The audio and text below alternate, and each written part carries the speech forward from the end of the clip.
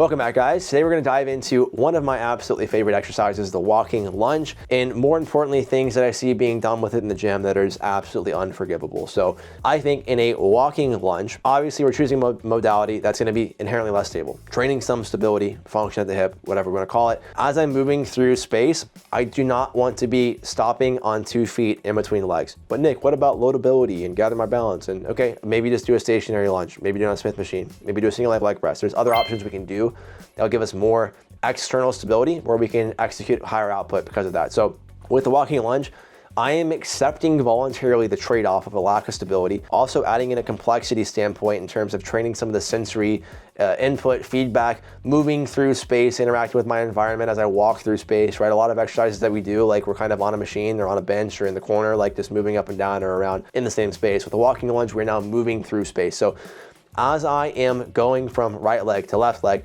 instead of stopping on 2 feet in the middle, I would like to step through.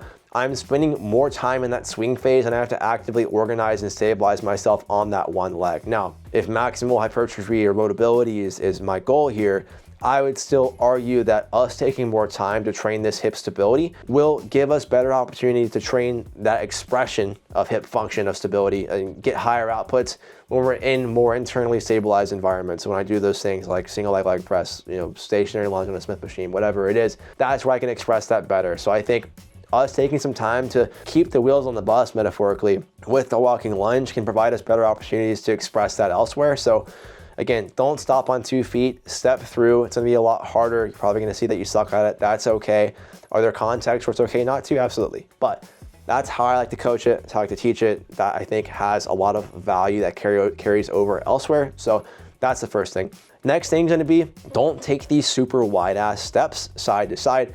Guys, we're not really training differences in inner, outer quad, or I'm not even sure what we're looking at. Sure, we could look at wider stance in terms of, maybe more adductor this, more X, Y, or Z. I'm not really focused on quad versus glute versus adductor bias. In a walking lunge, we could look at short stride versus long stride, how that'll affect knee and hip mechanics. But generally speaking, I wanna make sure that I'm accessing more of this frontal plane at the hip. I wanna walk in a straight line so that I'm stepping slightly inside of shoulder width, so my hips are actually gonna be moving outside of that single leg base of support. So one of my favorite cues is just walk down the line. So if I have a line in my gym on the turf or in the gym, if I'm in between floor mats and I'm walking in a straight line, have some sort of cue to make sure that you're walking in a straight line. One, it's gonna give you more uniformity of reps.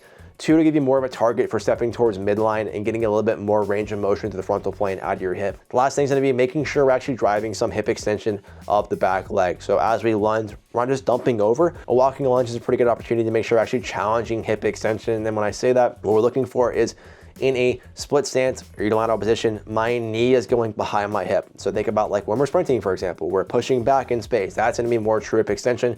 As a movement quality, we don't train it very often in training, and it's something that we do very often in terms of walking, jogging, running, whatever it is, human function. So make sure we're actually driving hip extension. If we're doing all of those things in our walking lunges, I think we're really maximizing a ton of movement qualities that will help us many other places in lower body training, right? We can express a lot of the things that we're challenging here in other things, whether it's strength sport, whether it is in athletic performance, whether it is aesthetics, because being able to train harder on a regular leg press, for example, right? Us doing these things is a lot to give us better movement skills and opportunities in the gym, but also just keeps the wheels on the bus. So hope you guys like these. If you have anything that I missed below or any follow-up questions, please drop it below. If you've not already liked and subscribed to the channel, please do so. It helps me a ton. See you guys soon.